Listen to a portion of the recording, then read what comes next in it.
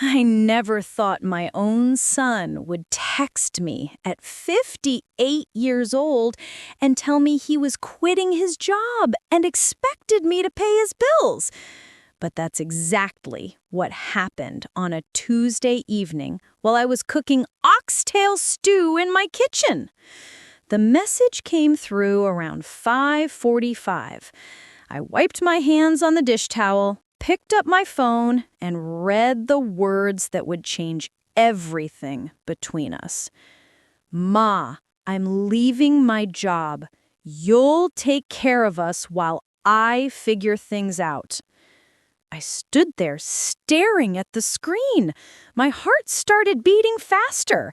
Not the good kind of fast, the kind that tells you something is very, very wrong. Donovan was my oldest, 32 years old, worked in logistics, made decent money, owned a townhouse with his girlfriend, Aunty. He was the child who always told me, "Ma, one day I'm gonna take care of you." I believed him. I held on to that promise through every hard shift at the hospital, every missed meal, every sacrifice I made raising him and his sister alone. But this text? This wasn't my son. This was someone else wearing his name. I called him immediately. No answer. He had the nerve to drop a bomb like that through a text message and then ignore my call. My hands were shaking. I turned off the stove because I couldn't even focus on cooking anymore. 20 minutes later, he finally called back. "Ma, I saw your missed call," he said. Voice flat and tired. "What is going on with you?" I asked, trying to keep my voice steady. "I'm done with that job. It's draining me. I need time to figure out my next move." "Baby, you don't just quit without a plan. You have a mortgage. You have responsibilities." He went quiet for a second. Then he said something that made my blood run cold. "You'll help us. You owe me." I froze. "I owe you? For what?" "You'll find out soon enough." And then he hung up. I sat down at my kitchen table, phone still in my hand, trying to process what just happened. My son, my ambitious, hardworking, proud son, had just demanded I take care of him and his girlfriend. And he said I owed him. What was he talking about? What did I owe him? I had given that boy everything. I worked myself to the bone so he could have a better life than I did. I sacrificed my own dreams, my own peace, my own future, so he wouldn't have to struggle the way I did. And now he was saying I owed him? Something was terribly wrong, and I had no idea how deep it went. My name is Regina Porter, and I've spent my entire life building something solid out of nothing. I grew up in a neighborhood where you learned fast that nobody was coming to save you. You saved yourself. My mama worked 3 jobs just to keep the lights on, and by the time I was 14, I was folding laundry at Miss Belinda's shop every weekend to help out. That's just how it was.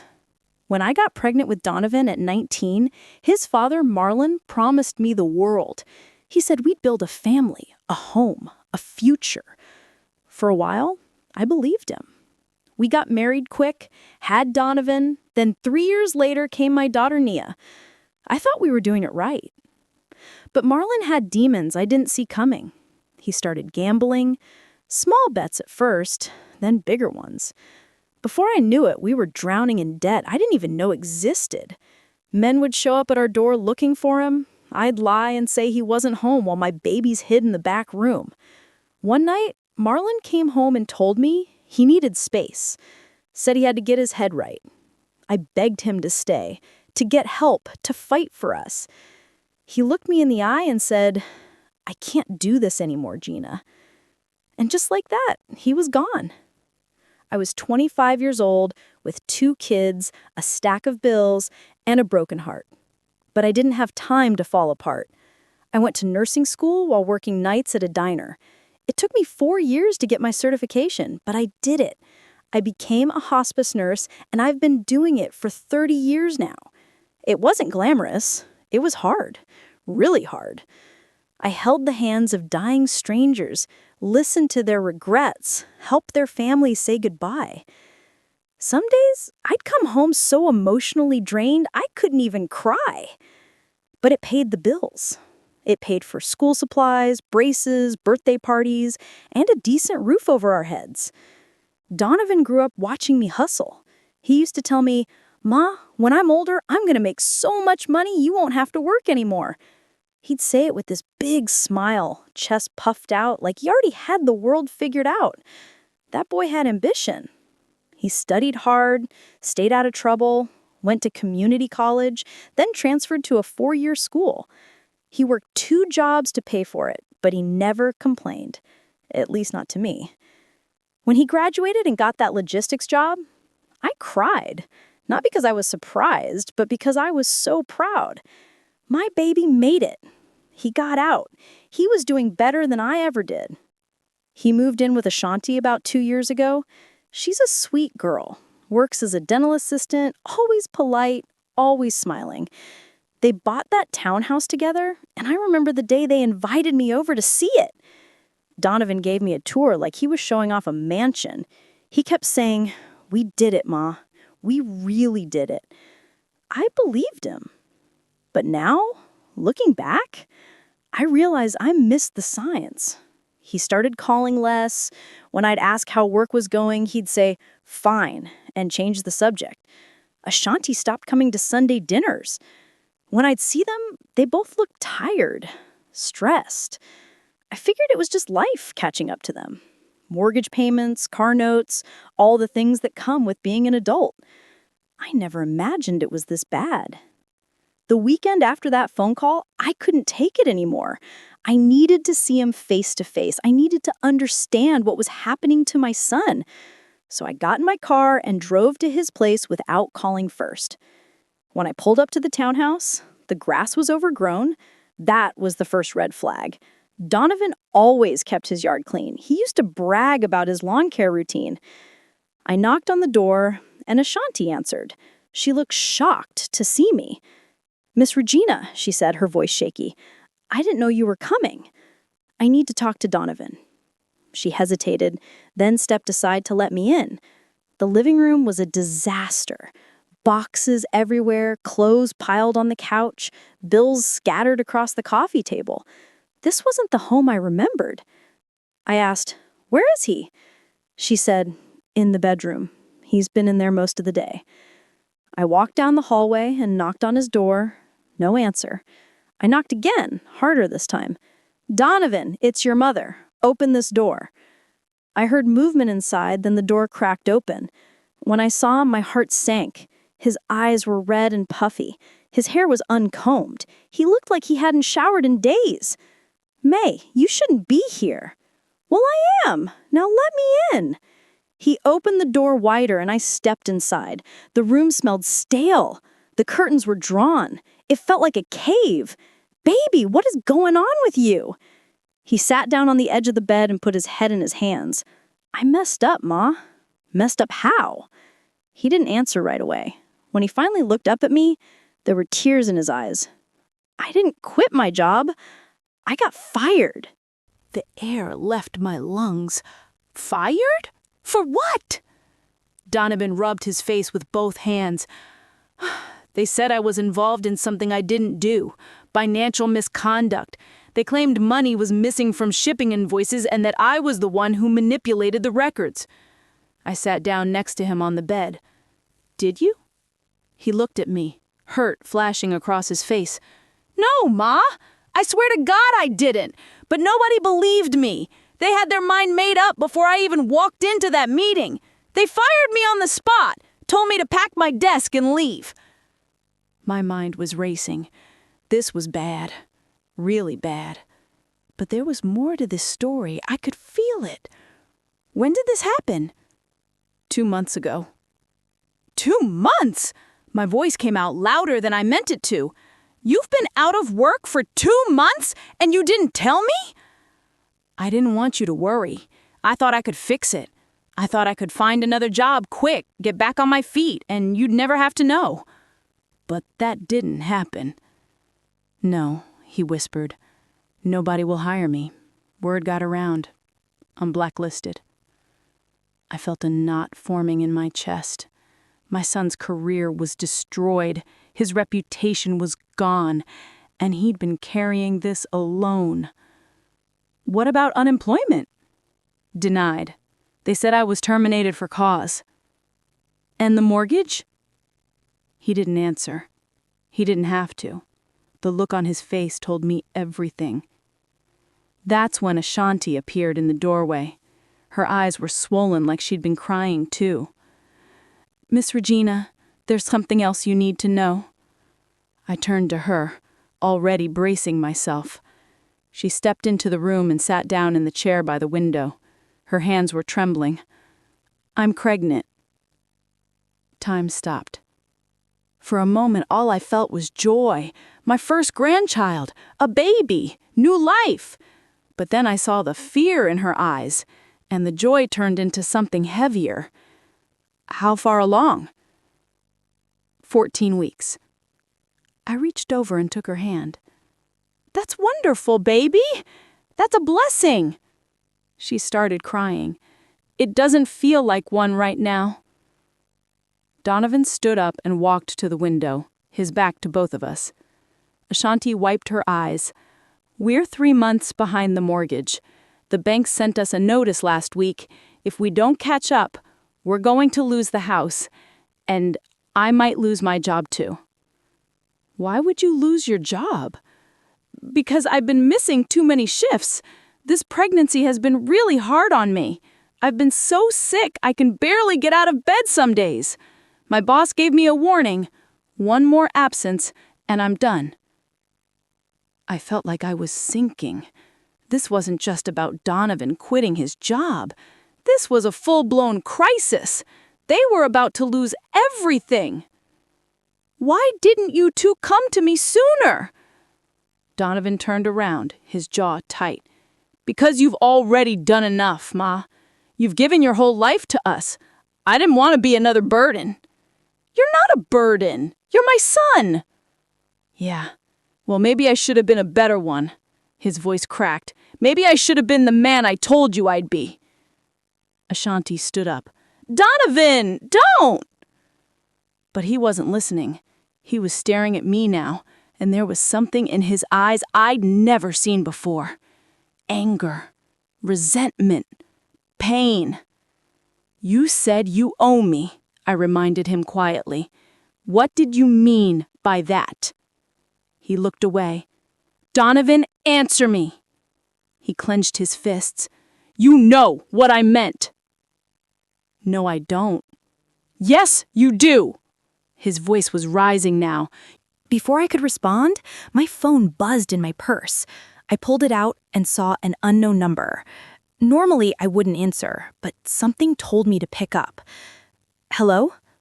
Is this Regina Porter? Yes. Who's this? This is David Chen from Beacon Legal Services. I'm calling regarding the estate of Marlon Porter. My stomach dropped. Marlon? Donovan's head snapped toward me. The man on the phone continued. I'm sorry to inform you that Mr. Porter passed away 3 weeks ago. We've been trying to reach his next of kin. You're listed as his former spouse. I couldn't speak. Marlon was dead? Ma'am, are you still there? Yes, I managed. I'm here. There are some documents that need to be signed, and there's also a matter concerning his will. Can you come to our office this week? I agreed to meet him and hung up. My hands were shaking. Donovan was staring at me. He's dead? I nodded. For a moment, neither of us said anything. Then Donovan laughed. Not a happy laugh, a bitter one. Good, he said, coldly. He deserves to be dead. Donovan, I warned. What? You're going to defend him now, after everything he did to us? I'm not defending him, but he was still your father. He stopped being my father the day he walked out. I didn't argue. He wasn't wrong. 2 days later, I went to the lawyer's office alone. Mr. Chen was a small man with glasses and a kind face. He handed me a folder and asked me to sit. Mrs. Porter, your ex-husband left behind a modest estate. Most of it will go to settling his debts, but there was a specific provision in his will concerning your son. He slid a document across the desk. I read it once, then twice, then a third time because I couldn't believe what I was seeing. A sum of $48,000 is to be given to Donovan Porter. His mother, Regina, knows why. My heart was pounding so hard I thought it might explode. Mr. Chen was watching me carefully. Do you know what he's referring to? I nodded slowly. Yes. Can you explain? I took a deep breath. When Donovan was 9 years old, Marlon took money from a savings account I had set up for our son. It was supposed to be for college. I had been putting money in it since Donovan was born. Marlon had a gambling problem, and he drained the entire account to pay off his debts. Mr. Chen frowned. Did you report it? No. I didn't want to put my kids through that. I just let it go. I told myself I'd rebuild the fund, but life kept happening, bills kept coming, and I never got around to it. And your son doesn't know? I never told him. Mr. Chen leaned back in his chair. Well, it seems Mr. Porter wanted to make amends. This money is legally your son's. We can process the transfer within the next few weeks. I left that office feeling like my entire world had been ripped open. Marlon had left money for Donovan, money that was supposed to make up for what he stole. But it wasn't about the money. It was about the lie. The lie I had been carrying for over 30 years. When I got home, I sat in my car for a long time. I knew what I had to do. I had to tell Donovan the truth. But I also knew that once I did, everything would change. He'd be angry. He'd feel betrayed. He'd look at me differently.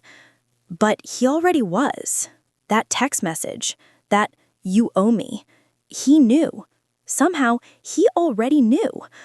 I walked into my house, set my purse down, and called him. Donovan, we need to talk. I already know, Ma, he said quietly. Know what? About the money, about what Dad did, about what you didn't tell me. My chest tightened. How? Dad sent me a letter before he died. It came last month. He told me everything. I closed my eyes. Baby, I can explain. You don't want your excuses. His voice was hard. I want to know why you lied to me my whole life.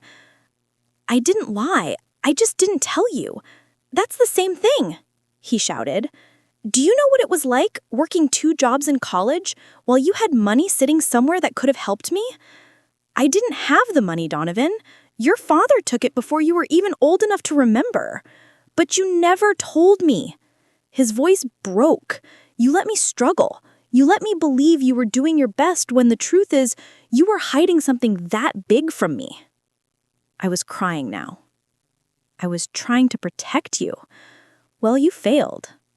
The line went dead. I didn't sleep that night.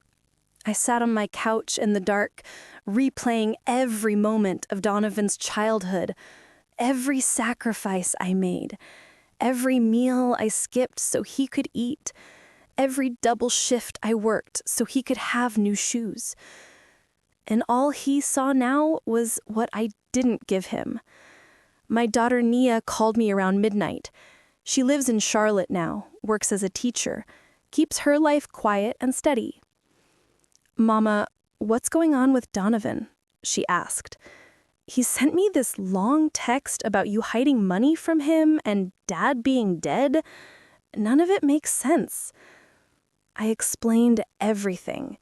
The gambling, the stolen college fund, Marlon's will, the letter. Nia was quiet for a long time. Then she said, "He's not thinking straight, Mama. You didn't do anything wrong." Then why does it feel like I did? Because you're a mother. You blame yourself for everything.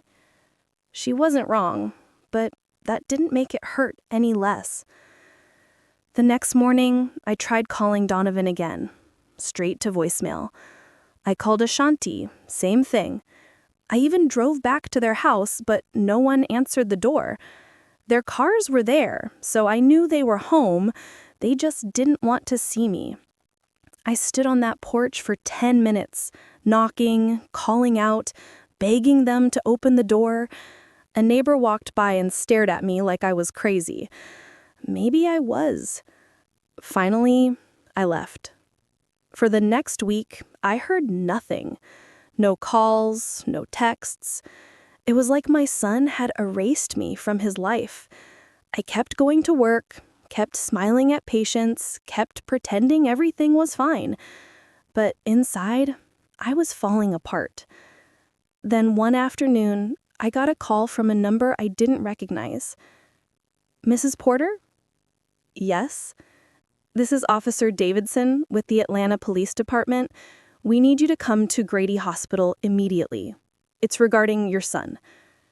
My entire body went cold. What happened? "He's safe, ma'am, but you need to come now." I don't even remember the drive there. My hands were shaking so bad, I almost ran a red light. When I got to the hospital, the officer met me in the lobby. He was young, maybe 30, with kind eyes. "Your son was found on the 10th Street Bridge about an hour ago," he said gently. "A driver saw him sitting on the ledge and called it in. We got there before anything happened." My knees buckled. The officer caught me. "He's okay," he repeated. "Physically, he's fine, but he's been admitted for a psychiatric evaluation." They let me see him after a while. He was in a small room with white walls and a single window. He was sitting on the bed, staring at nothing. "Donovan," I whispered. He looked at me and I saw it. The boy I raised. The scared little kid who used to crawl into my bed during thunderstorms.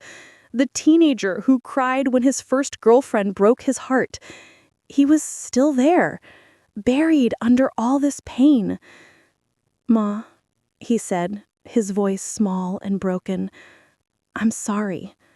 I sat down next to him and pulled him into my arms. He collapsed against me and sobbed like a child. "I messed everything up," he cried. "I lost my job. I'm losing the house. Ashanti's sick. The baby's coming, and I can't even take care of myself. And then I found out about Dad and the money, and I couldn't take it anymore." I held him tighter. "Baby, why didn't you come to me?" "Because you already gave me everything," he shouted through his tears. "You worked yourself to the bone for me and Mia. You didn't have a life because you were too busy making sure we had one. And I still ended up here, a failure." "You are not a failure." "Yes, I am." He pulled away from me, his face wet and red. "I can't even keep a job. I can't pay my bills. I can't take care of my own family. What kind of man does that make me?" "It makes you human," I said firmly. "You think I'd never struggled? You think I never wanted to give up? Baby, there were nights I cried myself to sleep because I didn't know how I was going to make it. But I kept going, and you will too." He shook his head. "I don't know how." "You start by telling me the truth. All of it. No more hiding." He took a shaky breath. "There's more, Ma. Stuff I didn't tell you." "Then tell me now." He looked down at his hands, tears streaming down his face again. "The reason I got fired, it wasn't just about the invoices. They said I was covering for someone. A guy I worked with, he was stealing from the company, and I knew about it. I didn't turn him in because he threatened me, said he'd make sure I went down with him if I said anything." "Why would he threaten you?" Donovan's jaw tightened. "Because he knew I was desperate. He knew about the loans." "What loans?" "The fertility loans." I blinked. "What are you talking about?" He looked up at me, tears streaming down his face again. Ashanti didn't just get pregnant naturally, Ma. We tried for 2 years. Nothing worked. The doctors said I had low sperm count. We went to a fertility clinic. The treatments cost thousands. Insurance didn't cover it, so I took out loans, private ones, high interest. I thought I'd be able to pay them back. But I couldn't. And now they're coming for me. The debt collectors call every day. They've threatened to sue, to garnish my wages. But I don't even have wages anymore. Everything made sense now. The stress, the secrecy, the desperation. My son had been carrying all of this alone because he thought he had to. "How much do you owe?" I asked quietly. He hesitated. $63,000. I felt like someone had punched me in the chest. $63,000? The treatments alone were $40,000. The rest is interest and penalties because I couldn't keep up with the payments. I stood up and started pacing. My mind was racing. How could this happen? How did it get this bad? "Donovan, you should have told me." "I couldn't," he shouted. "You already sacrificed so much. I wanted to be the one who made it, the one who didn't need help. I wanted to be strong like you." "Strength isn't about doing everything alone," I said, turning to face him. "It's about knowing when to ask for help." He buried his face in his hands. "I don't deserve help. I don't deserve any of this." "Stop talking like that." "It's true, Ma. I'm drowning, and I'm taking Ashanti down with me." A nurse knocked on the door and stepped in. "Mrs. Porter, the doctor would like to speak with you." I followed her out into the hallway. The doctor was a tall woman with short gray hair and a calm demeanor. "Your son is in crisis," she said. "He's showing signs of severe depression and anxiety. We'd like to keep him here for at least 72 hours for observation and treatment. Will he be okay?" "With the right support, yes. But he needs therapy, medication, and a strong support system at home." I nodded. "He has that." "Good. Because what he tried to do today, that's not something we take lightly. He needs to know there are people who care about him. He does, even if he doesn't believe it right now." When I went back into the room, Donovan was lying down, staring at the ceiling. "They're keeping you here for a few days," I told him. He didn't respond. "I'm gonna go check on Ashanti, make sure she's okay, and then we're going to figure this out, together." "There's nothing to figure out," he said flatly. "We're done. We're losing the house. The debt is too much. It's over." "It's not over until I say it's over," I shot back. "Now you rest. I'll handle this." I left the hospital and drove straight to Donovan's townhouse. This time, when I knocked, Ashanti answered. She looked even worse than before. Her face was pale, her eyes swollen. "Miss Regina," she said, her voice cracking. "I'm so sorry." "For what?" "For everything. For not telling you sooner, for letting it get this bad." I stepped inside and closed the door behind me. "Ashanti, sit down. We need to talk." We sat in the living room, surrounded by all the chaos. I took her hand. "Tell me everything," I said. "Don't leave anything out." She told me about the fertility treatments, the loans, the missed payments, the calls from debt collectors. She told me about the pregnancy complications, the nausea that kept her bedridden for weeks, the fear that she might lose the baby. I wanted to tell you, but Donovan made me promise not to. He said he'd fix it. He said we didn't need to worry you. Well, I'm worried now. But we're going to fix this. How? We're drowning, Miss Regina. The bank sent us a foreclosure notice. We have 30 days to catch up on the mortgage, or they're taking the house. I did the math in my head. 3 months behind on the mortgage. That was at least $6,000. plus the fertility debt, plus the regular bills. It was too much, way too much. But then I thought about Marlon's will, $48,000. Ashanti, when is the baby due? March. 4 months away. Not a lot of time. Okay, here's what we're going to do. The money from Marlon's will, we're going to use it to get you out of this hole. We'll pay off the mortgage, we'll negotiate with the debt collectors, and we'll make sure this baby comes into a stable home. Ashanti stared at me. Miss Regina, that's Donovan's money. It's supposed to make up for what his father took. And it will, by giving him a chance to start over. She started crying again. I don't know how to thank you. You don't have to thank me. You're family, and family takes care of each other. Over the next week, I became a woman on a mission. I met with the lawyer to expedite the transfer of Marlon's money. I contacted the bank and negotiated a payment plan for the mortgage. I called the debt collectors and worked out settlements. It wasn't easy. Some of them were rude. Some of them didn't want to negotiate, but I didn't give up. I also visited Donovan every day in the hospital. At first, he barely spoke to me. He was stuck in his own head, drowning in shame and guilt. But slowly, he started to open up. I keep thinking about that day on the bridge, he said during one visit. I was sitting there looking down, and all I could think was how much easier it would be if I just disappeared. But you didn't. Because some guy pulled over and started talking to me. He didn't even know me. He just sat there on the ledge next to me and asked me about my life. And I told him everything. About the job, the debt, the baby, all of it. What did he say? Donovan smiled for the first time in days. He said, "Man, that's a lot. But you know what? You're still here. And as long as you're still here, there's a chance to fix it." I reached over and squeezed his hand. He was right. I know, Donovan said quietly.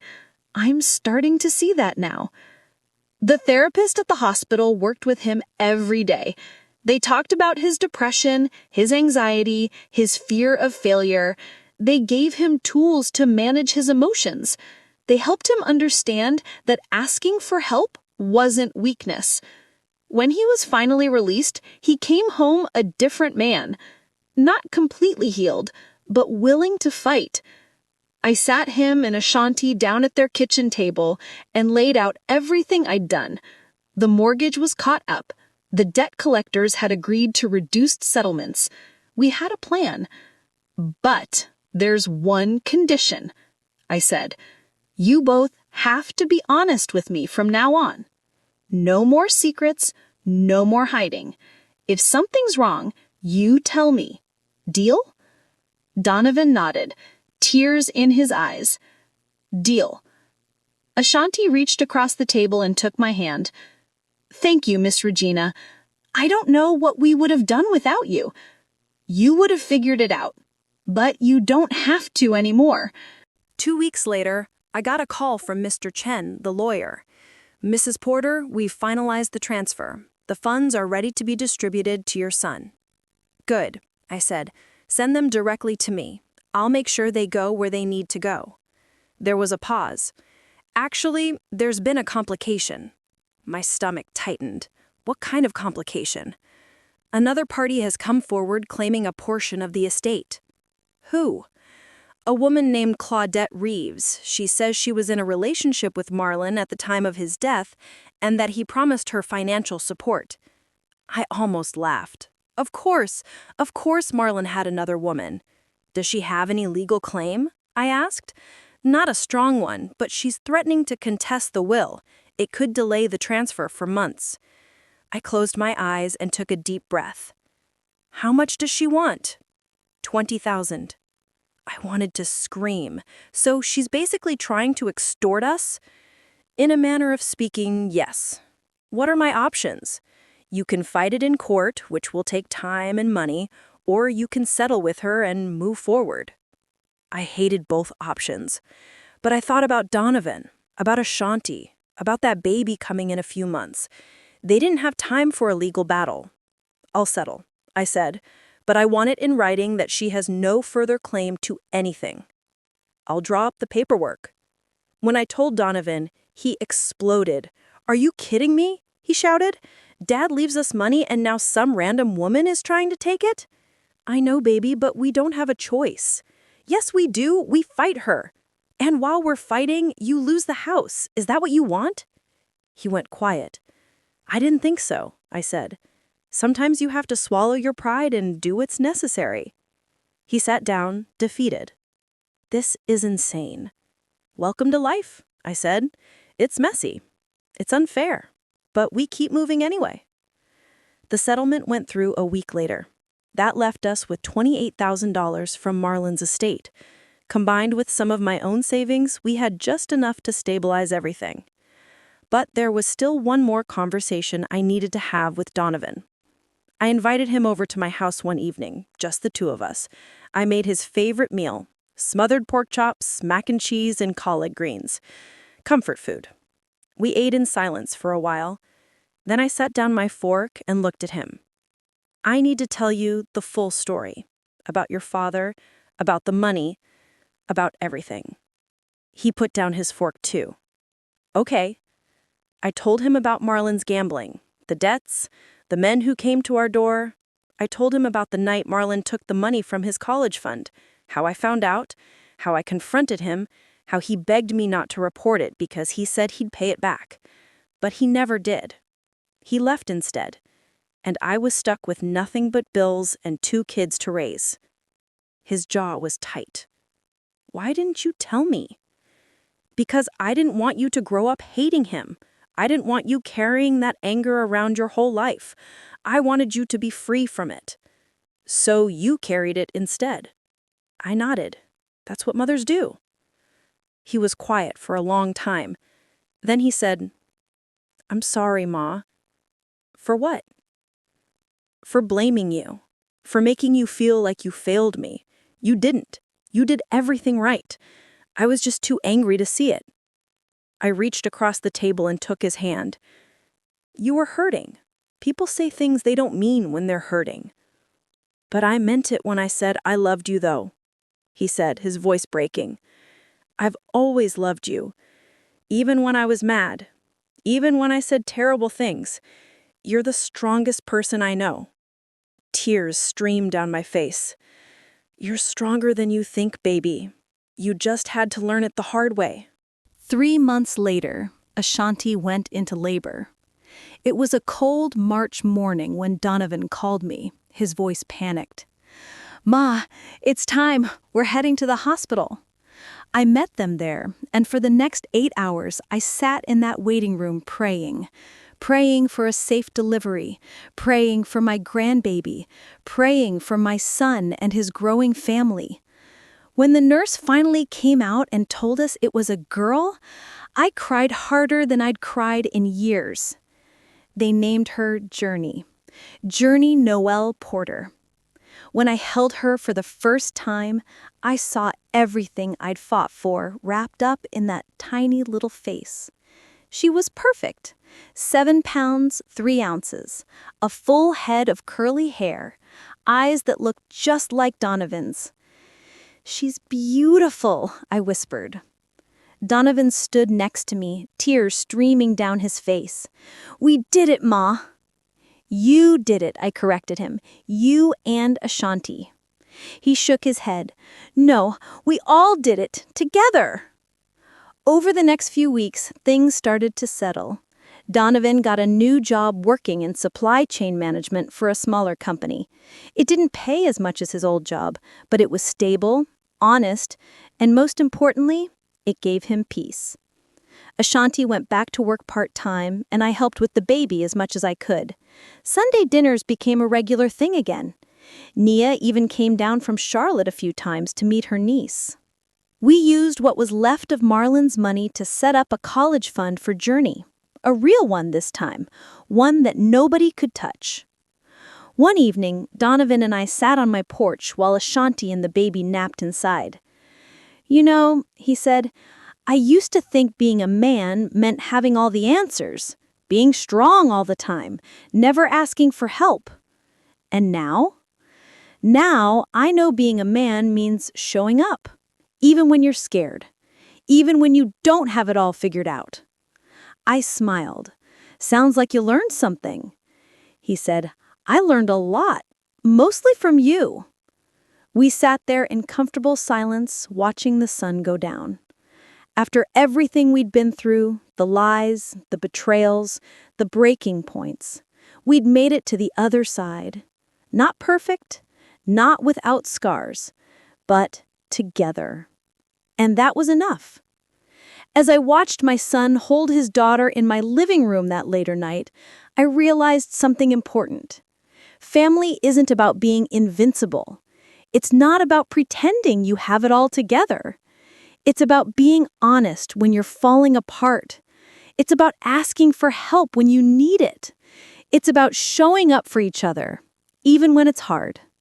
Especially when it's hard. Donovan looked up at me and smiled. Thank you, Ma, for everything. I smiled back. That's what family does. And for the first time in months, I believed it. If my story taught me anything, it's that pride can destroy what honesty can save. Secrets don't protect the people we love. They poison the relationships we're trying to preserve. I spent 30 years hiding the truth from my son because I thought I was shielding him from pain. But all I did was create a bigger wound that almost cost me everything. Almost cost him his life. Family isn't about being perfect. It's about being real. It's about showing up when things fall apart and saying, I don't have all the answers, but I'm here. Donovan and I lost years because we both thought we had to be strong alone. We thought asking for help made us weak. We were wrong. If you're carrying secrets right now because you think you're protecting someone, I'm telling you, let them go. Have the hard conversations. Be honest about your struggles. Because the people who truly love you, they'd rather walk through the fire with you than watch you burn alone. That's the lesson I learned. That's the truth I'm holding on to now. And I hope wherever you are, you'll hold on to it too.